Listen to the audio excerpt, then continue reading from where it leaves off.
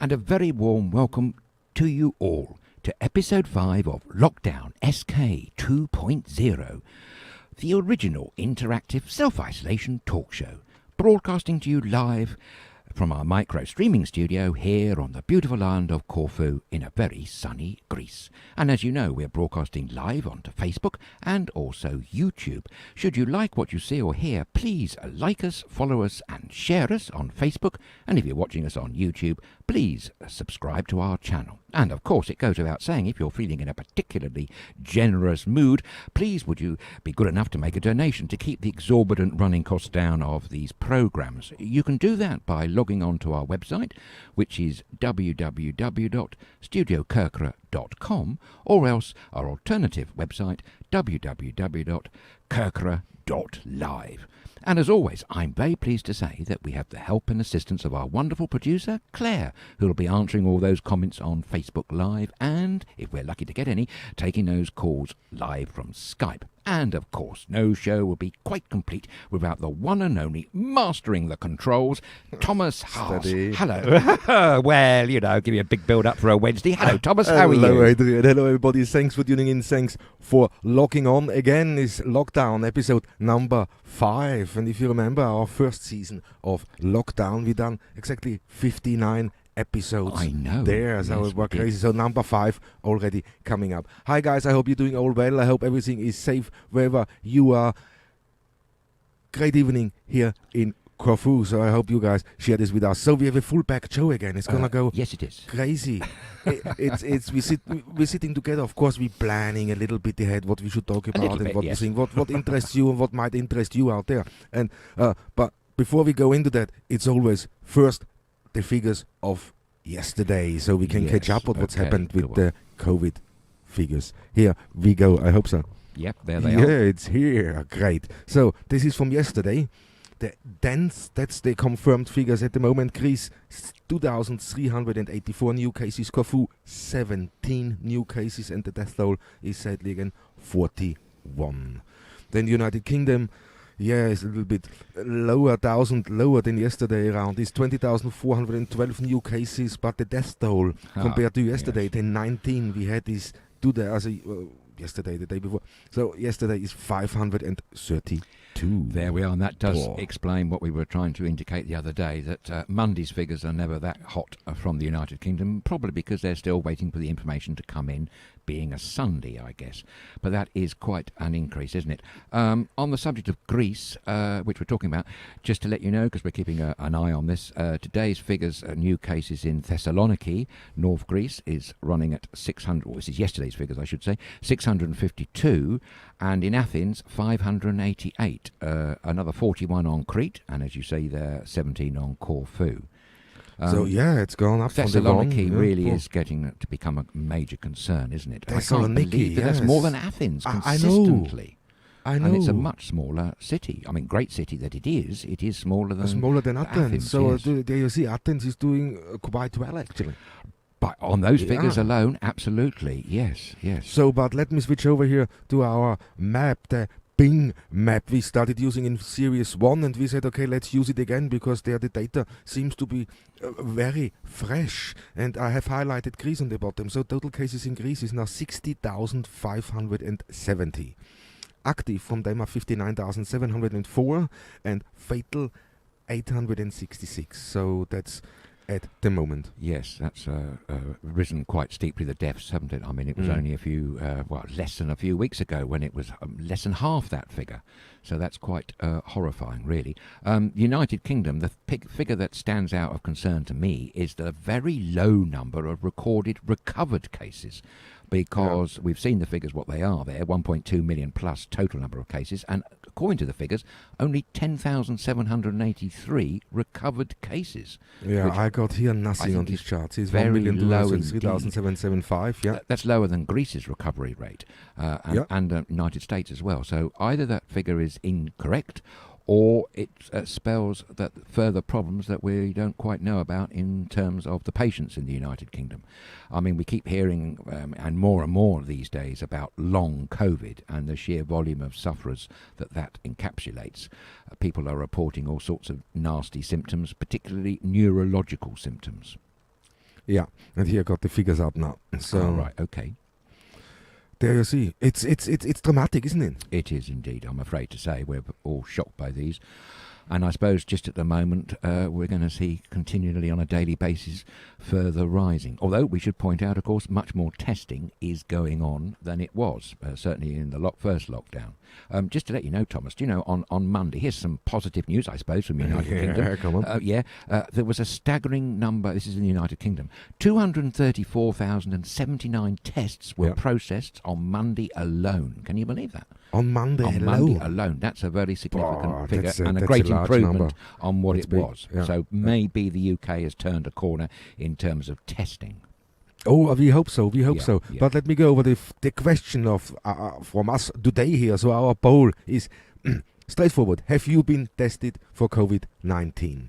And so far we got 8% saying yes, 67% saying no, and 25% say I rather not say. Okay, that's interesting. Thank you very much for taking part in our service. This is doesn't mean anything, but it gives us an idea of what's actually going out there it in the means world, already doesn't it? something, to be honest. When you look in, because we suspect it. I said to you, I don't know how many actually got tested. I would like to know. I haven't been. You haven't been tested. No. Who do we know who have been tested? We know a few. I can say a few. I know, but not that many. A handful. I can't A say handful. any more. A handful. Yeah. Can't say any more. It's interesting, though, number 3, isn't it? Rather not say. And we put that in because we rather suspected there would be people who, due to maybe their work or their family life, would rather not comment on that. So that's because you don't question. need. There's so many. Somebody just quickly this Chinese whisper thingy. You know what it is. A friend knows, then he tells another friend, and then all of a sudden, I just had a test, I'm negative. It comes out, he's tested. I hope he's all right. And then it can go. So I understand why some say rather not say. Simple as that. Yes, it's good that it's there, and no doubt those figures will change as we go on throughout the programme. But thank you ever so much for taking part, because as always, we love to hear from you. Yeah, our friend Steve Stolzy McCabe, he's getting tested, and we see maybe we can hook that up live. I have no idea, or maybe he can film that and he can show us all how the procedure of testing is when you're actually there in the real environment, not staged, proper. Yes, that would be good. And there's a lot of messages coming in, mate. Great. So, Armi Speller from Finland is saying, good evening, everybody. So I have two words to say to you. Your two favourite words, aren't they? They are, actually, yes. Yeah. I'm very pleased to say I know this modicum of Finnish. Heiva ilta, Army, and all your good friends there in wonderful, fabulous Finland. There we go. Yeah, I recognise you're in love with Finland, mate, huh? I love the idea of going to Finland. I've never had the pleasure yet, but all the lakes and the forests and the saunas and the land of the midnight sun, not to forget Lapland, of course, and all the wonderful flora and fauna. And the fact here, we said this on Unlocked SK, I do believe it was, Finland is consistently, or has been for the last few years, consistently voted as the happiest country to live in. Maybe Army can confirm whether that's correct or not. So let me put this in. So if you travel from Corfu to Finland, then it's like you're travelling from paradise to paradise. That would seem like it. Yes, it would. Yes, it is. Fantastic. Sir Roseman is writing and saying, hello, Claire, Thomas, Adrian and James. Hope you're all still enjoying the sunshine in Corfu. Love from a grey and overcast Romney Marsh. Now we enjoy the sunshine. It was great today, but it's getting nippy a little bit. So the temperature's falling now, 13, 12, They were 21 earlier on, and it was glorious sunshine this afternoon. Throughout the day, fantastic. But when I arrived here, I could actually feel the degrees falling one by one every minute. It was quite alarming. So we're actually, it's not too bad. We're not complaining. But today in Corfu, it has been wonderful. And I have to say, on my journey here, Thomas, I saw probably less cars, but a lot of people out and about collecting their olives, bringing in the harvest of the olives. Man. It's full on olive season. It's the olive season. Yeah, and what I remember to say, Thomas, do you want to go? No, I think I say again because you got the story then when you drove to work, and I'm just going to say that. That's exactly I know. What I could see this in your eyes, mate. In my eyes, good heavens, the eyes have it. Well, anyway, the eyes have it. Yes, that was a joke, by the way, about the House of the Parliament, but never mind, a very bad one at that. Yes, I nearly didn't make it, ladies and gentlemen, because I got stopped by a hidden police roadblock. Thank heavens I had my my fully dutifully completed form, official-looking form, printed out from the Greek website. I had to write it out in English, to travel to and from work. But the reason why I'm highlighting it is because not only did they want to see that and they went away and made a phone call or whatever, they also wanted to see my driving licence. I'm pleased to say that I have both current UK but also an international driving licence, and they readily accepted that.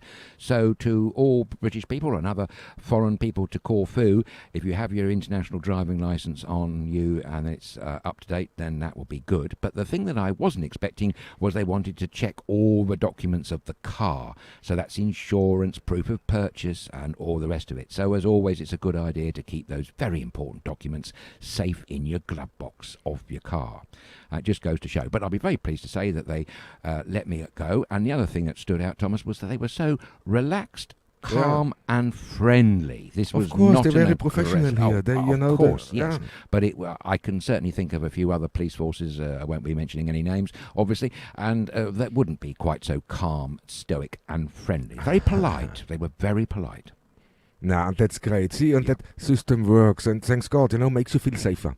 It does. Definitely. They probably stopped me because I'd already sought permission earlier on in the day to do some essential supply shopping. So they probably thought, aye, what's he doing out again without texting in? The text system here, by the way, is apparently working ever so well indeed. It's fantastic. Yes, no problems at all. Yeah, no problems at all. Let me say hello also to Bill from Switzerland. He's saying, evening, boys and girls from the cloudy grey Alps. So, then Anthony van der Gang from Holland. Hello, my friends. Please stay safe and healthy. Lavinia, good evening, everybody. Hi, Winnie. Hi, Vinny. So, Margaret Johnson. Hi, everybody. And Steve Stolzy McCabe. Margaret. Steve is saying, just checking that Adrian got my message regarding my test. No, Steve, because Facebook told me that message had been unsent. That's why I sent you a sunshine and a smiley face. I didn't, Steve, so please resend and hopefully we'll get it. And we'd love to follow your test up. Or, as Thomas said earlier, perhaps you'd be good enough to film it and then perhaps send the film in so we can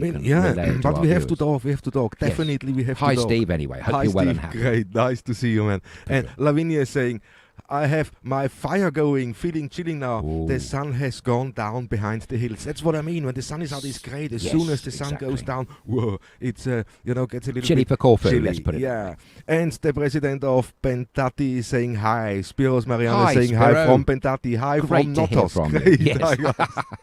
Good one, That's Spiro. fantastic. But on our poll now, quickly. We Yes, got the poll right. running, so people who been asked, have you been tested for COVID-19? Yes, 12%, no, 65%, and rather not say 24%. That's Okay. how it stays at the moment. Right, well, they're going up on tests, that's for sure. Okay, it's very interesting. Keep those figures coming in, ladies and gentlemen, if you could. Gives us all an idea of the extent of testing that's still to be done to get more accurate figures. Thomas, at this point, I would, not about testing, but I'd like to say that David Roseman, our fabulous viewer there from Romney Marsh, gave me the answer to the question that I was struggling with. We ran a quick story yesterday about a certain lady who had been appointed to a high position in the UK, and she'd run up a PR bill. Well, I quoted 600,000. Actually, it was a staggering 670,000 to a PR firm within days of getting the job. The lady's name, I was wrong. Here, I humbly apologise. I said, I think it's Nardine something. No, it wasn't at all. It was a certain Kate Bingham, and she is married to the Tory MP who I mentioned yesterday. His name is Jesse Norman, and he, would you believe, is a cabinet member because he's financial secretary to the Treasury. She is the daughter, here we go again, this is where I concern about myself, about this nepotism, jobs for the boys and girls. She, would you believe, is the daughter of Baron Bingham of Cornhill. She was a venture capitalist working for Schroders, which is a very big merchant bank. So she's got this job, spent all that money on PR, and we make the point, of course, that the PR is a very well run by the UK government, so why she sought to take extra PR people on. But would you believe the PR firm that she spent the 670,000 on is linked to Dominic Cummings' father-in-law? No. And he's the man that owns the castle where they visited when they went to do his eye test in Barnard Castle, if you remember. You see, so it all becomes something clear. All is of a sudden smelling it's a little going, bit fishy. It's if you every ask time me. the same, isn't it? You start to look in, just start digging a Absolutely. little bit deeper, and all of a sudden you just find all this information out and say, okay, how is that fair? How is there equality in living nowadays? When you look, not just in the UK, in other places too. Yes, absolutely. And, of course, another thing is we've mentioned Dido Harding, Baroness Harding, who is in charge of the Test and Trace programme in the United Kingdom. Well, what I didn't know was that her husband is the anti-corruption czar, which I think is rather ironic. So we've got all those key jobs, different jobs, and they're all a handful of people that are all connected together one another. And controlling all that thing. I'd love to see the open application process that was posted by Whitehall on any one of those jobs. You know, that's where it starts. That's where we open that out to you, our viewers in the United Kingdom. I'm sure you've got some strong opinions. Either way, please let us know how you feel about this. Don't hold back, by the way. No, don't hold back, because it's just, when you say fair competition or fair, there's people out there who feel talent to do these things. Exactly. So really, they're not just the talent, they also have the passion. Yes, quite. What is very, very important, and they run, and that's what made this country so great. It used to be. Exactly, and now for the last 2 decades we are just running into one, let me say, plonker after another. Well, sorry, that's one polite word for it, absolutely, yes. It's sad though, isn't it? That's sad. The key thing, because the United Kingdom has produced some amazing people throughout history, incredible pioneers of science, most amazing literature and music, all the arts combined, and it's just been a great country. Still is. It's just not possibly being run in the best manner that it could. That's the thing. It's still a great country. Don't get me wrong. Definitely. It's just the people on the top are doing what they want, and they're doing it in broad daylight now. So you can see That's what it's we there call, for you to see. If you just look close, you can see the whole palette of politics unfolding in front of your eyes, and that makes you very sad when you find out what It does indeed. Yes. Just a couple of points from yesterday.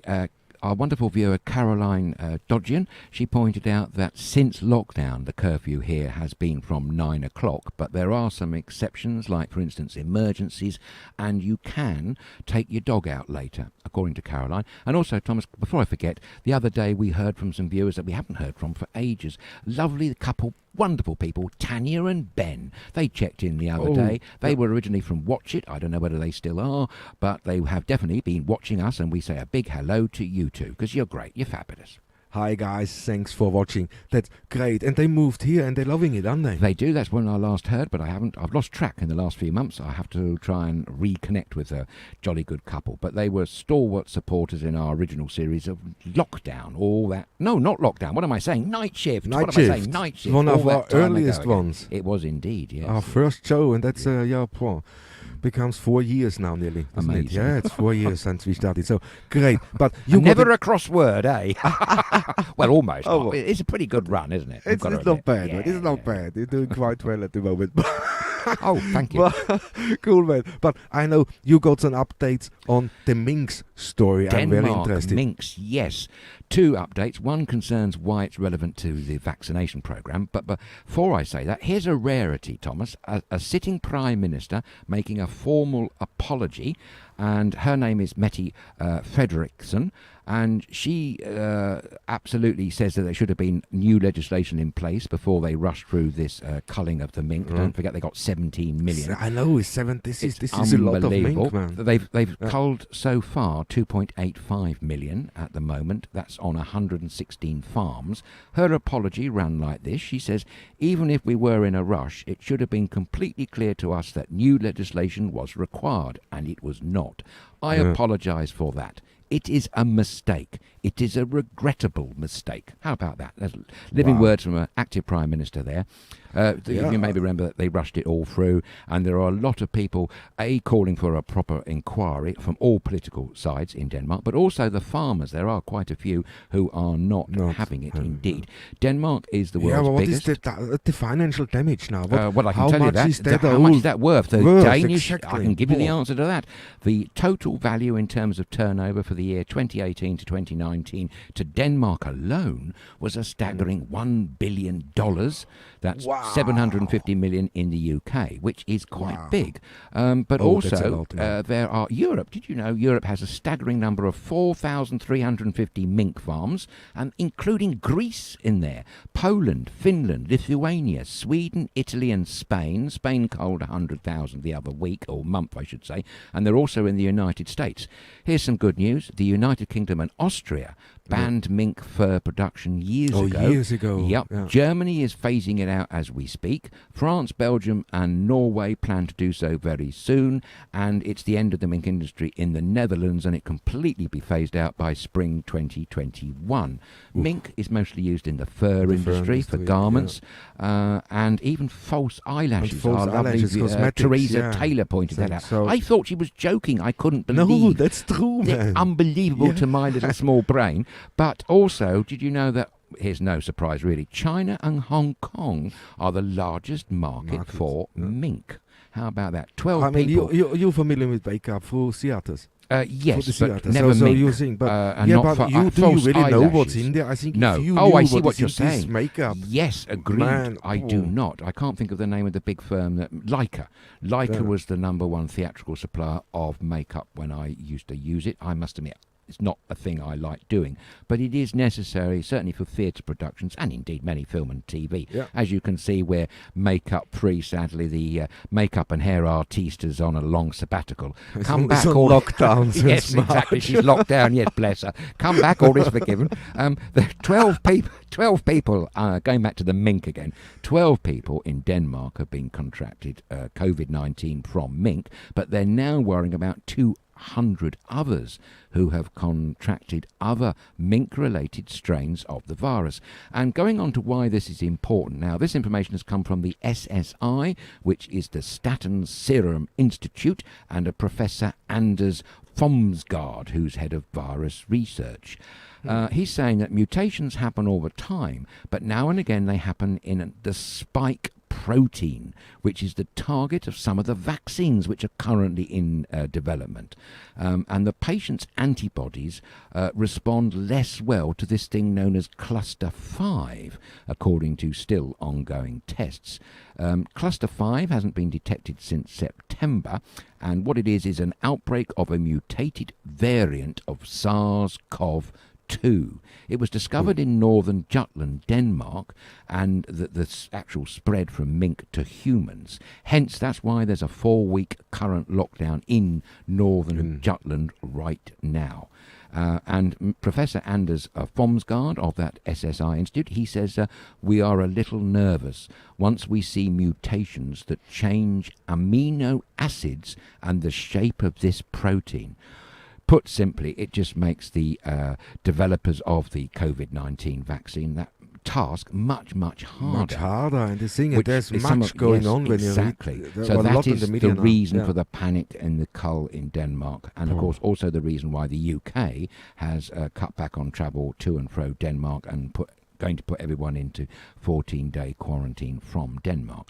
It's a bit of a wake-up call, I think, there, don't you think? I think so, yeah. But let me say hello quickly to Kathy Duckworth. She's saying, Hi, watching Kathy. you from Roda. Take care, guys. And Great. of course, Claire. And Anthony van der Krank is going... It's eating time again, he says. You're always, always eating, eating Anthony. time, We isn't it? like No. you. We like our food here, as you probably know. What's on the menu today, Anthony? I wonder. Burritos He's yesterday, eating, wasn't it? probably, yeah.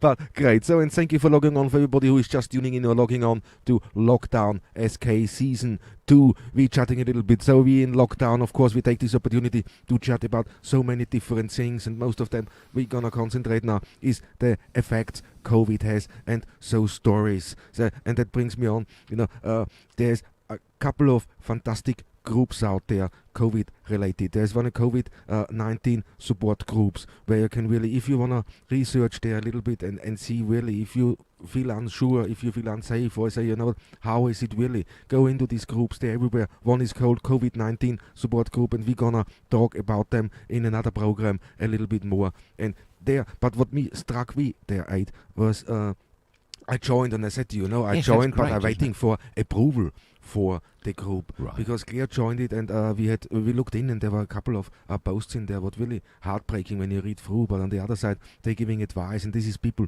who had COVID, who had the symptoms, who lived through that, yeah, and they sharing their experiences in there. But there's also a group, so you can talk about the whole thing a little bit more. You can get this off your chest, or can ask questions without being, cold stupid. So it's very important, and these groups are jumping up everywhere, and we're gonna concentrate on a couple of them now in future, just to get real life stories, and maybe we can hook up with a couple of people there who are willing to talk with us live here on the show.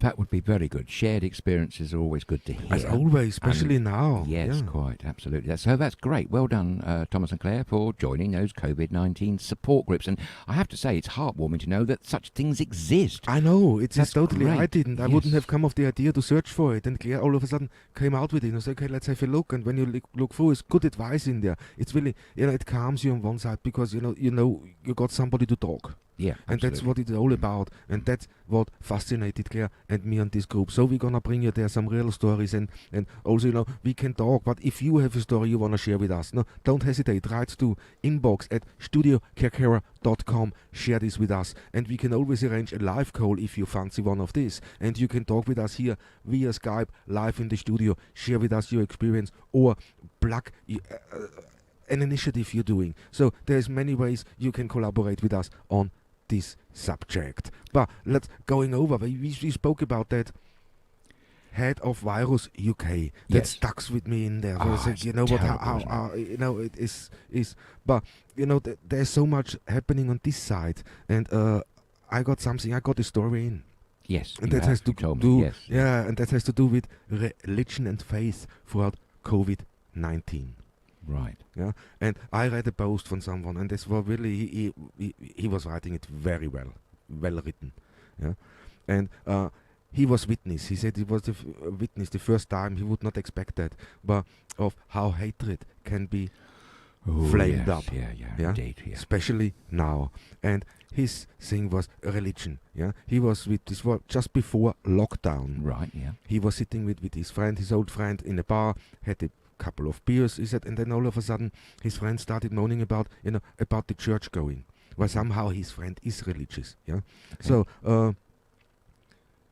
about how disgusting it is, that we cannot go and pray, that the churches are not adapting to it, so you can have your space when you feel like you go and pray. Or, you used to a rhythm, you used to the routine of going to church every Sunday, and some people are going every day. Many are, yes. Yeah? And here especially. So how, it's a devout it is really, really bad. And the guy who wrote that post said, he watched while his friend was complaining. He could see within the bar others, who were religious, started getting wound up and joined the conversation, and the conversation got more heated, and the hatred came and is going. Was he said it was shocking to see. It was shocking. Really, really the shocking. Speed, I suppose. The is what got speed, him. how it crept on. Yeah. And he understands now how careful you have to be when you say something. But the main of the story is because he knew him, and he said, what, he wanted to calm this whole thing down, and he knew his friend well. He turned to him and said, mate, you know what, when was the last time, honestly, when you gone to church? Oh, that's a good question. Probing. Bomb, exactly. Yeah, probing. Right, very probing. And pertinent. And his friend just looked at him with a smile and then laughed it off. I'm joking around. Because he knew he's not going to church. Dear. Last time he been was years ago. Yeah. But just because of something like that, he said he was shocked to see how other people, religious people in the bar, jumped on his side. They said, yes, you're right. We should really do something. We should really go for it. Wow, he said he was shocked. So we have to be really careful how we say things, especially in a time like that. It's a little bit sensitive. Yes. The whole thing, Well, his friend was pushing a very sensitive button there, hitting a raw nerve, wasn't he? Whipping up support that he probably might not have expected. On the counterpoint of that subject, though, Thomas, I was talking the other day to a very religious gentleman here on this island, a lovely man, who is a regular churchgoer every single week without fail. Of course, his local church has closed because of lockdown, and he didn't complain. He didn't moan about it. He fully understands the reason why it was closed, and like all good Orthodox members and Christian faith and every religious faith around the world, they can pray in the privacy of their own homes or personal space. You don't actually have to go to a building to do your prayers or all the rest of it. And surely, I'm sure there's some religious experts that will correct me if I'm wrong, but didn't Jesus in one of his parables say that you don't need a building to worship? You worship all the time in yourself, wherever you happen to be. And certainly this gentleman I was talking to from Corfu, who's extremely religious and a lovely gentleman, he finds his quiet time, his quiet space in his home to do the necessary prayers that he feels he needs to do. And yes, of course, he misses going to church and mixing with his friends and all the rest of it, but he fully accepts why his church is closed now because of the lockdown. Yeah. But they understand. But his point was in this post how easy it is. He could see now when he thinks how some revolutions started in the past. Yeah, where it just takes. But he can also understand now more than social media when there is stuff coming out just explodes, and drags so many people in until they find out, what, it's fake or it's really, it's hatred.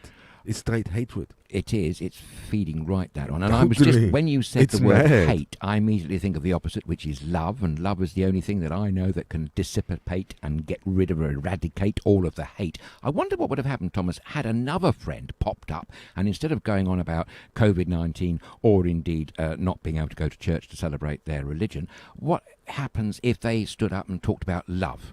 The need and the necessity for love. Would he have had the same reaction from the people there? Exactly, that's another thing. So they see how easily negativity can spread. It's over. And we here at Studio Kirk are on a mission to try and dissipate as much negative. Exactly, get rid of those negative energies and bring out and really highlight the positive. Because of this. Let's face it, guys. Wherever you are in the world, and no matter how terrible troubles you're struggling, and many of us are deeply struggling and have been ill and recovered and all the rest of it.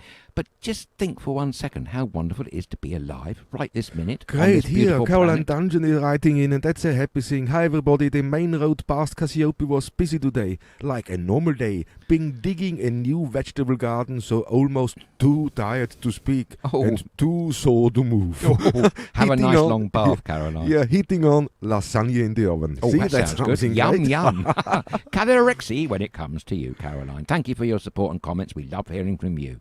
Here, Bill is saying, the church don't care if you don't attend. Here in Switzerland, there is a church tax and they take it from your wages, even before your wife gets her hands on it.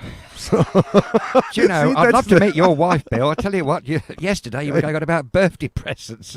You always make us laugh, Bill. Keep the comments coming. That's great. This is the positivity, and that's what we have to promote. That's fantastic, Bill. We like that one. And to your question to Ben and Tanya, David Roseman is saying, hi guys, Ben and Tanya are very much alive and kicking in Cato Bavliana. Fantastic, Dave. We'll give them your regards and tell them to tune back in. Great. Thank you, David. You're a stalwart supporter, you and your lovely lady, Sarah. Fantastic. It's fantastic, exactly. And that's why we're doing it. It's not just, that we want to go in and help you guys helping us, because we is confused, we is scared as you are. Okay, none of you didn't had it, I don't, but we don't know. Maybe we do, Corfoods.com. But but you know what, it's great, it helps us at the same time. So with us talking and you talking, you writing in, and that, I think we give this is like mass therapy, man.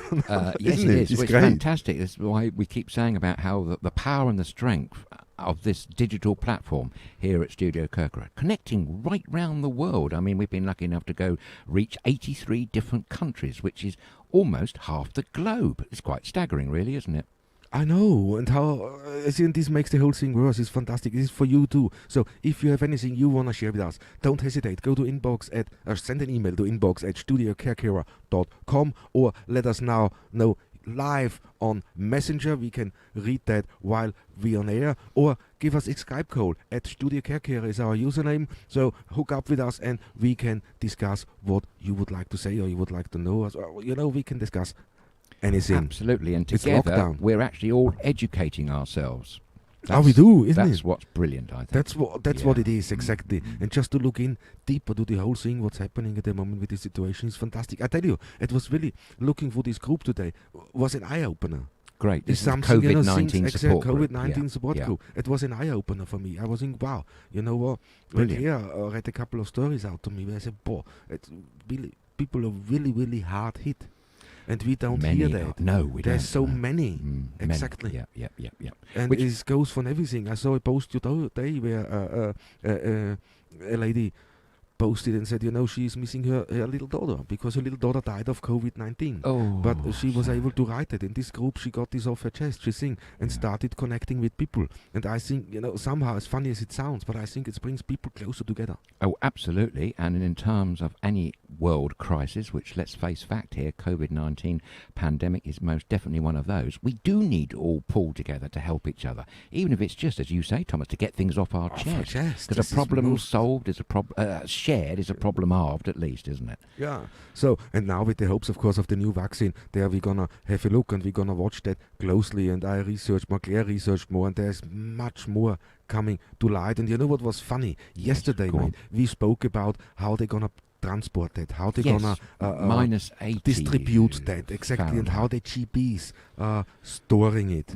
We Yeah. did. So, and funny enough, today the BBC wrote an article about that. All right, yes. And it was quite interesting to look in. So there is different companies now who develop a cold storage, mobile cold storage. So there are suitcases. In the suitcases it varies. One of the suitcases get Okay. described you can put 5,000 doses in. Wow. In the others 1,200 doses. Okay. Yeah, and they can be used as a little fridge at the same time. They have then with dry ice to keep that cold. Yeah. Right, yeah. So first problem we're running in. That's because of lockdown and the whole situation. They run out of dry ice. Oh, really? Good Lord. It's a shortage of dry ice. Unbelievable. But it's not really, I suppose, you know. Mind you, there was a shortage a year ago of CO2 in the United Kingdom. yeah, The brewers that got goes very quickly. concerned, didn't they? Yeah, but they got into the logistics of the whole thing, how they can transport that, and we spoke about that. Now it goes further. Today I was reading, Claire showed me an article, and I got that, and we're going to talk about that quickly, because it was very, very interesting to see from a GP point of view how it's going to work. Right. When yeah. they get this vaccine, when they have to prepare it, when they have the, you know, but the question was, does it cost us anything to get treated? Oh, and the yes. answer said, no, it's going to take the NHS going to take care of that. Well, that's pretty Yeah, damn good, so isn't it's it? like with Wow. the flu jabs. Nice It's the one. same situation. That's brilliant. But now we're going further. It's not the same as a flu jab. No, it's yeah? not flu. When you that's get an, very exactly, no, but the whole procedure behind it now. Right, Yeah, yeah. to administer the injection. Mhm. So they have to get this there. So of course the NHS gonna pay, the state gonna pay for the refrigeration units where they can be stored. Yeah, Mhm. they only can be defrosted 4 times before they're gone. Really? So they have to be careful pressure's in on. the transport. Exactly. Yeah. Yeah. So then they have to be, they have to be prepared for the Mhm. injection. How long do you think a GP gonna take for one patient? I don't know, but it Now, sounds... flu jab is a minute. Yes, no? I think You this go in is, there, boom, much it's given, longer, I take it. and you go. A flu jab is a couple of minutes. Yeah. Mhm. How long do you think one of the vaccination jabs? Could be 5 to 10 minutes, maybe. Just to prepare that in the syringe. Yeah, Right. to yeah. mix it, because it's not coming in a syringe, mate. Comes in bottles. So now they have to mix that Okay. before mixes themselves there in the practice into the syringe. But also mixed. So this has to be the right doses for each person. Depends, I think, on the weight, and so I have to look in there. All right. 20 minutes. 20 minutes just to prepare the syringe. Good heavens, much double what I thought. Yes. Yeah. That's So the whole thing takes now 20 minutes. So Very logistically, involved, isn't it? Very involved. involved, yeah. Logistically, you have 2 people. This is standard. One is preparing, the other one is checking. right. Okay. So does this mixture is all, everything is correct. You get injected with something. So it has to be really supervised. yeah. But it takes 20 minutes per patient. That's a slow old process, particularly when these GP practices have tens of thousands of patients in their catchment area. That is an arduous and full-on task, isn't it? They've got a military precision planning, I think, is required totally. there, I mean, isn't there's anywhere when you look into the GP practices, they're all highly trained. Yeah. So by everything what goes, okay, I have to mix now this into the syringe myself. No, there has to be 2 people present in the process. Right, yeah. So he has to hire more staff. When they said, okay, they get their costs covered, but the GPs are fearing they're gonna lose out. They're gonna have to pay on top. Where most of them said they don't have a problem with that. Okay. Because they have to look after the people, after their community. That's what they sworn their oath. So, Yes, you know, correct, we have fantastic GPs in the UK, man. Oh, Or anywhere. Anywhere, yes. Anywhere. Of course, yeah. And mind you, I have to say, like any profession, you always get the odd rotten apple, and I have to say, to be quite frank, I came across a few stinkers in doctors in the UK, but there you go. It's, but there's fantastic out there. But 20 minutes. So yes, how that's do a you hell of a do long when they have time, 30 million next year they want to vaccinate? Is it 2-stage vaccination? It is, yes. Yeah. Yeah, so it is several weeks. We're assuming, of course, So- that this vaccination developed by Pfizer in conjunction with BioNTech of Germany is taken up and accepted. We don't know yet. We just reported that the early results from phase 3 are looking very promising. But we said, didn't we, yesterday, we can't guarantee. We can't say. No, not at all. But And there's so many other there are things so- what has to be cleared at the yeah, moment. There's sure. so many other things what have to be looked at. Not just the logistic is one of it. No, how do the GPs cope with that? This is all. That's also. I don't. When they say by Christmas they can do that already, I don't believe that. No, and if I remember reading the UK when they were talking about this particular vaccine and they'd ordered 40 million doses serving 20 million, they were only guaranteeing frontline medical workers and key workers to begin with. First, yeah. If I mean, it's actually And vulnerable. It vulnerable hasn't. too. It's No? only Yeah. going to get, if all things go ahead according to plan, it's only going to get proper licensed approval by the end of November. So to So make a it's, promise by the end of the year is a bit of a rash promise. I think so. Yeah. Sure, that's their intention to do that, but I think really if this particular vaccine is taken up, I think we're looking at well into next year, 2021, before large amounts of the population in the United Kingdom are going to be seeing any benefits of that. Which reminds me, Thomas, going back to a story about testing, we mentioned Liverpool being the vanguard and the pioneer of mass testing in the UK, which they have a record of doing so. I mentioned 1959 TB's tests. Well, now they've been joined by about 67 other places. There is a full list of towns and cities in the United Kingdom where mass testing is going to be starting Yeah, very, and very Liverpool soon. is one of Was them. the first. Yeah? Liverpool was was the the first. first, Well, I yes. saw the press conference. The brigadier was yeah. talking about how Yeah. great it is to work with the Liverpoolians together. But yeah, Liverpudlians, yeah. Liverpoolians. Yeah, so Great people, fantastic sense of humour. But actually there are now 67 other towns and cities across the UK where this mass testing, or England I should say, is actually going to be taking place. Nottingham was one of those, West Midlands is another. But there's a whole list and you can get that on the BBC News website. yeah, and hey, I'm getting much more messages in. But before I go on to the poll, because today we ask the question. Yeah, Right, have yes. you been COVID-19 tested? Yes, 16%. No, 64%, and rather not say 20%. Okay. So that's so. What is this? You I got don't your know, writing with you. I'm writing down. I don't know why we've lost 4 rather not says. Maybe they've gone to make dinner or something else. But that would appear that we are increasing. We've increased the numbers of people who have had a test, and we've decreased in the numbers who haven't. Interesting. Please keep those figures coming. Yeah, it's always It's good good. to The know more that. people are, so the number's gonna change. More people are voting, I guess so. are taking part on the votes. The more we gonna see a change. But it's great. You know, we wanted to know because we don't know many people. No, we don't know. I know That's, only the numbers of fingers of one hand, quite frankly, that have been tested. Only how many? Well, 5. No more than 5 No more than people 5, do I no. know that have had a COVID-19 test, yeah. Yeah. Yeah, so Tom Giddings is saying, hi, hope you're all Hi, Tom. safe and well. Yes, we are. Here, Margaret Johnson is saying, on the other subject to see on Facebook, US going to count every vote by hand. Is there something going on we missed, mate? We missed that today. I haven't looked at the news in the last few hours, but, well, is that everywhere, Margaret, or just in selected regions? Still, That would be President saying- Trump has I not mean, he's conceded. still refusing, he's isn't showing he? no signs Yeah. of conceding whatsoever. And he's still got a large number of legal issues outstanding to count. I do believe Georgia are going to have a full-blown recount. And these results aren't probably going to be known until the end of this month, for sure, I dare say. That's yeah. Yeah, it would Well, be. It it's would gonna be. be I so have to say that interesting. I've I had mean, the thought But in we my knew head. that it's gonna come anyway. If he loses, we knew. He said months before the election, he's gonna stand his ground. If he loses, he won't make it easy. He was going to go straight to the US Supreme Court, which is Yeah, rather so- funny. Now we know the reason why he was rushing through that new appointee to make up for the poor lady who died, Mrs. Ginsburg, I think it was. He very hurriedly put a replacement on the Supreme Court, which means that the political complexion of the Supreme Court is now very firmly tilted in the Republicans' favour.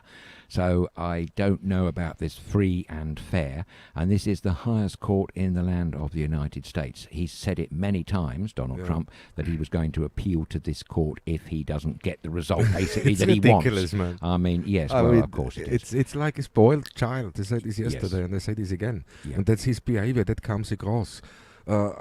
That he got voted in at all still surprises me. Still 4 years later, I'm still in shock, man. Absolutely, yes. Mind you, a lot of people said the same way back when George W. Bush got voted in against his opponent Al Gore.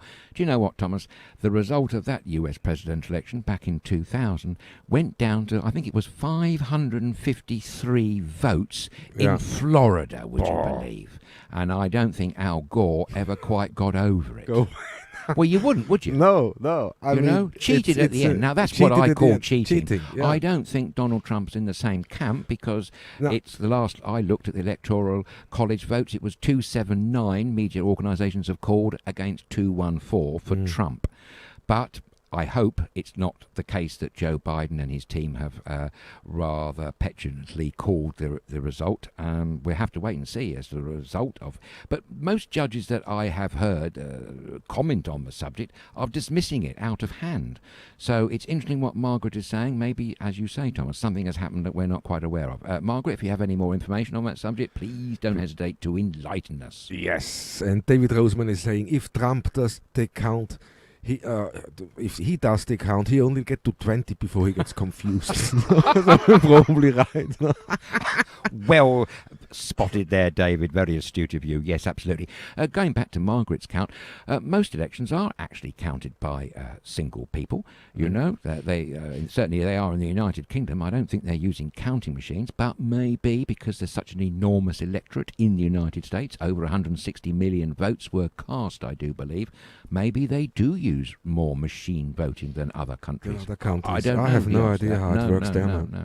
Definitely not. But when we go over COVID thing quickly, Lavinia is writing, she was shocked to hear there's a friend of hers in the UK who is an orthopedic consultant, at the teaching hospital, is rather ill with COVID. Oh, we're sorry to hear that, Vinny. So his wife is an anesthetist. He's 44 years old and has obviously been taken great care of course. That shocked me. It shocked a little bit because that's why I say all of a sudden you know somebody Yes, it's always very worse close, or when is a good yeah. friend of yours. All of a sudden it gets, that shocks you. Is that one do? Definitely. It's not just the person who, okay, I'm positive. No, it's also your friends, it's all your family around it. They're all gonna have at least a little shock by it. So there is the life gonna change instantly because you have to quarantine. Yes, totally. Yes. And that's in itself, it's scaring me. That's one. I'm saying this open now is one. What is when I one day get touching wood not that you diagnosed? don't, That's what. Yeah, COVID-19 positive. That means I have to quarantine. Yes, and we won't be able to broadcast, obviously. Yes, but it has your much health more comes first. complications. Your health There's comes just first. what you do with daily life. Then you're really confined. If you have no symptoms, you're really confined to a room because you have to watch your family member. Yeah, that's true. Yeah. So, I mean, okay, everybody has to get tested then anyway. But, it's then the uncertainty. I got it, maybe you got it. So I put stress on you, I put stress on others. It's this whole thing. And if you haven't experienced that, it's, okay, you know what I'm Same. Yes, it's stress, and that, of course, feeds into the subject we were talking about, mental health, how the whole subject of mental health has proliferated as a problem because of COVID-19. Absolutely. And, of course, keeping loved ones, nearest and dearest and family members safe, very important. Maybe there'll be a call for you to have to wear a mask even in your own home if there are others probably, around. it's quarantine, so you have to really restrict it all. But this is, you can't go out shopping. You start instantly relying on other people. And I would have a hard time with that. Absolutely. You know what I mean? Yes, absolutely. So for would me I. personally. No, all of a sudden, whoa. Totally, yes. But let's say that it reiterates the point here that we must be extra careful, like everyone, all of our viewers to be extra careful. Wear masks both inside and outside, and maintain at all times social distancing. I can't emphasise that one point enough. And always keep washing those handy pandies of yours. Oh, very important. Dirty hands are a no-no. COVID-19 loves dirty hands. Actually, as I was pointing out the other day, wasn't it? It's fingers, dirty fingers that are a problem. And also, on the subject of masks, I don't know whether I said this, but I'm going to say it now while it occurs to me to say so. Wearing a mask incorrectly, so you've got it sort of hanging down here on your chin, it's actually a very dangerous thing to do, because some scientists pointed out recently, I read, that actually there's a lot of germs, a lot of bacteria collects in that part of the face, and you would be infecting yourself, basically, and therefore null and voiding the effectiveness of the mask. So it's no good having your mask down here. You might as well not be wearing one at all. One of those, it's actually more exactly. dangerous. But obviously you want your nose covered and your mouth. You don't want any gaps whatsoever. So mask wearing inside and out, social distancing, and fanatical washing of hands can't do any harm. 20 seconds, by the way, as long as it takes to sing Happy Birthday, I do believe. Happy birthday, yeah. Not that it is. Great. But we're getting a lot of messages in regarding the US. Margaret is saying, think it is Georgia. There was a live press conference by the Georgian Secretary of State by Fox Business. But not listening to it at all. I'm more interested in listening to you guys. Thank you. Margaret, we love you. That fantastic comment. But Georgia has been indicating right from the start of, just after Election Day, actually, that they were going to have to recount. The margin was too close to call, I think the governor there said. So they're keeping an eye on it, and we're not surprised by Georgia. I have not heard about North Carolina. That's expected to go to Donald Trump, as indeed is Alaska. But I don't know whether they've actually officially called Philadelphia yet. Have they? No. Pennsylvania, I should say. I have no idea. I took my eyes off because I got so frustrated watching it and having that, yes, well, but nice one, Margaret. Thank you very much. That was a good one, definitely. Great. Another nice message, man. Go on. Yeah, we love nice messages. It's great. Caroline is writing in. Oh, hi, Caroline. I think your show is helping connecting people. I started listening during lockdown 1.0 in Cambria. Somehow, with everything that's going on, have managed to move here. I really appreciate the connection. Thank you so much, Caroline. That's great. We really appreciate you, Caroline. That's great. It's fantastic. All of you and Vivian Dooley saying, hi, gang. Thanks for your show and thanks for your time. Thanks for your time. You always make us laugh. You always cheer us up. And you always post lovely things on Facebook, Vivian. So please keep up the good work. It's great. Yeah. And you get motivated constantly, because the only word I have to say is crumpets. Crumpets! We all like a bit of crumpet, don't we? Especially if they're Warburtons, by the way. And they're made just down the road from where our wonderful viewer in Manchester lives. Steve and his lovely wife Sue, he pointed out that they live just up the road from the Warburtons bakery. But quite frankly, Vivian, any crumpets would be fantastic. Yeah. Yeah, there we go. Crumpets and Marmite are a lovely combination, by the way, if you like it. Mind you, Marmite's one of those things you either like it or you love it, hate it or like it. I personally like it, but it's great on crumpet. Yeah, I hate it. Do you? It's okay. Yeah, seriously. It's good for you. It's vile, man. Vile? How dare you? That's sacrilege, sir. Good grief. Well, it just goes to show one person's meat is another person's poison. Yeah, poison. Now we're getting there. See, I started admitting it, mate. It's hardly meat. It's actually vegetable extract. It's rather good for the vegetarians, I do believe. Although maybe someone's going to correct me now, because maybe someone might point out that there's some obnoxious ingredient in it, like fish oil or something. No, I'm mixing it up with Worcestershire sauce. Sorry. Liam Perrings. That's a good one. Not good for vegetarians, though. Not good for the vegetarians. No. Here we get from Tom Giddings in. Hi, Tom. He says, yes, have been advised to wear a surgical mask and not a material mask because of lung conditions. Material restricts the breathing. Yes, that's a good point. Okay, so there's the Yes, thank you. surgical mask. Yes, Much better. Tom's been ill with a rather nasty chest pneumonia, I do believe, and I'm so glad, Tom, that you're making a speedy recovery. Great. Oh to have yeah, you and back. Steve Bauer sadly is also ill and recovering No. in hospital. So we send you a lot of hugs and love from Corfu. Oh, absolutely, Steve. That's shocking to hear. Stay strong, stay safe, and we look forward to having you back and typing in the keys as you do. And we love, as I say, hearing from you and all things from Manchester. Yeah, and here Jackie Cherry, that's gonna be, Hi, Jackie. Jackie Cherry saying Mardheim is great in a sandwich with cucumber. Yes, you could have my share of the cucumber. I'm not too keen on it, but nice one. I'm glad to hear it. Great, Jackie. That's Thank great. you. See, we can have a sandwich together, mate. You have Yes. Marmite and I have cucumber. Yeah, you can have my cucumber anytime you That's like, sir. great. Anytime you like, no problem. Oh, I don't give it no. house room myself. It's one of those things. The reason why, I mean, it's quite an innocuous vegetable, of course, and it's great in salads. Most people love it. I find it incredibly hard to digest, and it's one of those things. You have the merest smidgen of cucumber, and I can still taste it like 10 days later. It never kind of leaves my system. See. So you're having my cucumber, that's yes, for sure. definitely. I'll have your Marmite, mate. And Tom is saying thank you, Adrian. Oh, thank you, Tom. It's great. Tom, you're brilliant. It's and your good fantastic. lady. Oh, shall we say something? Oh, go on. Ladies and gentlemen, Tom came to Corfu before lockdown and when it was safe to do so, obviously, earlier on in the summer. And he brought his girlfriend with him and he proposed. And guess what? She said yes. So congratulations to the happy couple. Emma, I do believe, is the lucky lady's name. And, of course, Tom is the lucky name of the man who's going to marry Emma. So that's great. Absolutely. Love to you both from us all at Studio Kerkera. And here, Vinny is with you too. I'm with Adrian. I love Marmite thanks, with Vinny. loads of butter on hot toast. Toast! Oh, it's banging, Vinny, Look, isn't it? look, it's- Absolutely banging. In fact, I would say whenever I eat it, and that's quite a lot actually, toast and Marmite were made for each other. The good news is you can, if for Marmite lovers here on the beautiful island of Corfu, you can pop along to your local supermarket, Demetria. You will always find a jar of Marmite on their shelves, unless, of course, I've been in and bought the lot, but which is highly possible. Possible, yeah, man. No, Very I'm jesting. possible. I'd always leave a jar on the shelf. I'd never take the last jar. I feel bad about that somehow. Yeah, Margaret is saying Wobbeden's are the best. Of course, I agree with you there, too. That's brilliant. Sorry, what are the best? The Wobbeden's, the crumpets. Warburton's crumpets. Warburton's they're crumpets fantastic, made. aren't they? They melt in their mouth. And Steve Raymond is writing in, hi Steve, nice to see you. He says, Kalispera Steve. Sas from England. Yasu, nice to hear Yasu. from you again. Well done, guys. Thank you so well, much, well Steve. done to you, Steve. It's always a pleasure to hear from you, wherever you are across the world, any country.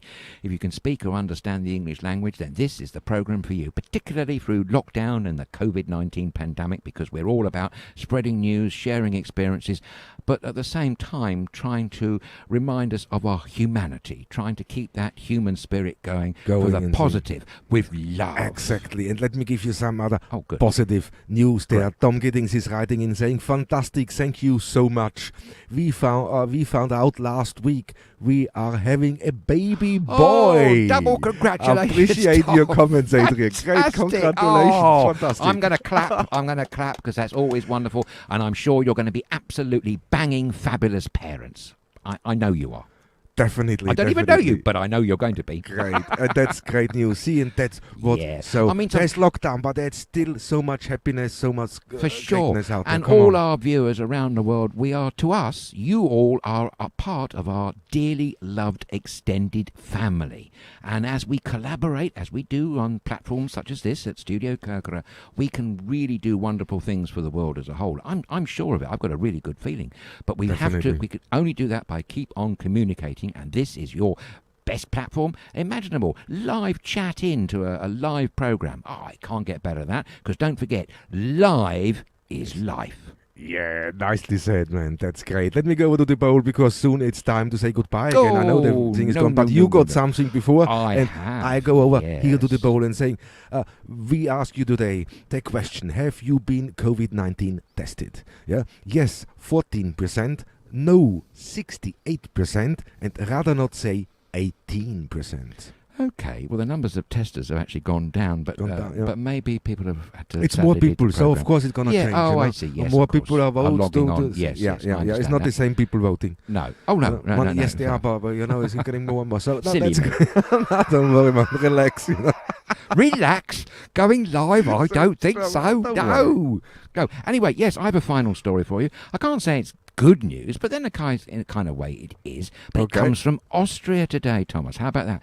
We featured this story a long time ago on, I do believe it was actually Lockdown 1.0.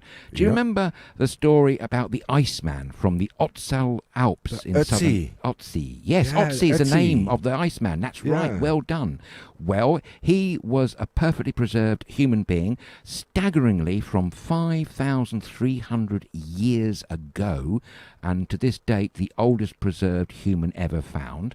And they've been using, since 2009, they've been using radiographic scans. And guess what? They've now worked out the contents of his stomach, what this gentleman was eating. Okay. And they've now got the answer. The answer is his last meal, poor man, consisted of ibex meat, fat, lots of it, einkorn cereals, red deer, and here's the bad one, traces of the toxic bracken fern. They do believe, possibly, that's what actually killed him. Is that what killed him? Yes, he was bedeviled with nasty parasites in his stomach, so he was obviously feeling ill, and thinking he was going to get better, he ate this toxic bracken fern, and that's probably what took him away. I heard something, they found something with an error in the back too. Oh, I didn't hear that. It was thing, but that could have been an old injury. You never know. From hunting, you never know. They but that's interesting. 11 blobs of a crumbly yellow-brown material that had been freeze-dried, would you believe? He'd been stored at 21.2 degrees Fahrenheit, which is -6 Celsius. It also revealed that his meat that he'd eaten had been dried for preservation before he ate it. They didn't know that before. And he also, here's the thing that I think you'll relate to, Thomas. His diet is high-fat diet, which is all about what you've said to me many times, to keep him warm in those Austrian Alps, and also allowed him to store extra energy. But they reckoned that he had a very well-balanced diet, rich in fats, fibre, and protein. So there you go. Great story. Wonderful for our anthropologists out there. But, looking back at the past may just give us a sign of us today and the way forward, maybe. The more information that we can get. It's all about education. See, Robert Eberle is writing in, Adrian, that bloke eats better than you. Well, I can't argue with that, Robert. Listen, Robert makes a very good meat cottage pie, by the way, I have to say. But it's all about the fats, and we spoke about it when we spoke about in Austria, the Alps. Yes. I grown up in the Alps. We always had a lot of snow. We had 5, 6, 7 meters of snow in the winter. So everything changed. Life changed. You lived in the summer differently than you lived in the winter. It's simple. But a high-fat diet, it's very, very important because you're using more energy. You're burning so much energy constantly when you're walking, because walking becomes difficult. For sure. Sink into the snow, and you have to lift your feet constantly. So the whole thing is Trudging. much more effort. Yes. So you need a really rich diet. Absolutely. Definitely. But I'm staggered to think, I have seen photographs of this beautifully preserved body, but what's staggering is that it's 5,300 years old. I know. I mean, it's extraordinary, really, isn't it? It's what eyes can keep, doesn't it? Yes, just shows you. It's poor chap that died, but in a way I'm so glad that he's been preserved, and he was discovered by some Austrian hikers, I think it was. Yeah.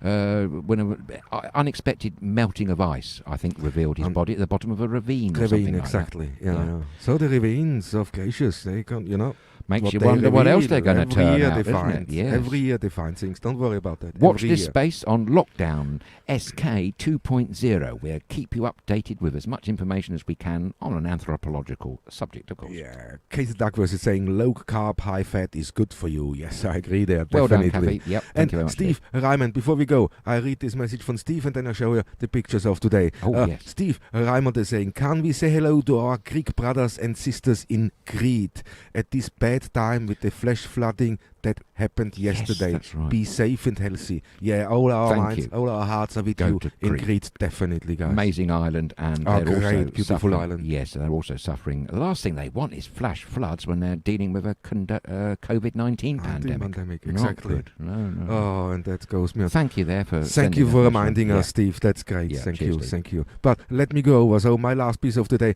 I got again some pictures for you. And here, when I just go over and look at, have you seen that? That's the last what Nike No. released. No, just to make you smile. It makes me laugh. I mean, it's like grandfather's slipper there, isn't Yeah, it? grandfather's Who slipper would have trainers thought? are these, man. Yes. The slip trainers.